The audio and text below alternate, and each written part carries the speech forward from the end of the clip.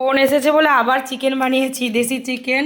ফুলকপি কালকে তরকারি ছিল, পটল ভাজা ছিল। কিরে, লোকে এবার বলবে ছাবড়ি বোন আসলেই চিকেন বানাও কেন? গাইজ, ও আসলে চিকেন বানাও, ও চিকেন খেতে ভালোবাসে, আর কোনো মাছ টাছ কিছু খেতে যায় না। আর হ্যাঁ, খেলে চিংড়ি মাছটা, কিন্তু ও চিংড়ি মাছ খাবে না, তারা আজ বাড়ি চলে যাবে, তাই জন্য বাজার যাওয়া হয়নি, তাই জন্য দেশি চিকেন এনেছি। ওদিকে বোন আছে, এদিকে দেখো ঝোল, লাল লাল করে ঝোল বানিয়েছি।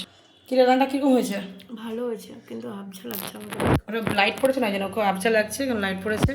গাইজ চলো তোমাদেরকে রান্নাটা আমি বানিয়েছি, একটু খেয়ে দেখাই। কালকে তোমরা দেখেছো পটল ভাজা ছিল, আমি একটা রিলস বানিয়েছি, ওই যে চুরি ছাড়া কাজ নেই, রিলসটাকে একটু ইনস্টাগ্রামে একটু দেখো, ভালো লাগবে। আর হচ্ছে এদিকে পটল ভাজাটা একটু খেয়ে দেখি। এটা কি বড়ি দিয়েছিলিস কালকে? হুম। কেনা বড়ি? অলওয়েজ পটল ভাজা ভালো লাগে, তাহলে একটু দরকারি দেখুন, ফুলকপি দরকারি।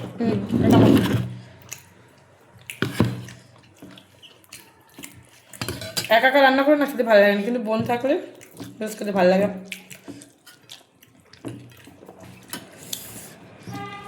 আচ্ছা, তোমরা কি আমার খাওয়ার ভিডিও দেখতে ভালোবাসো?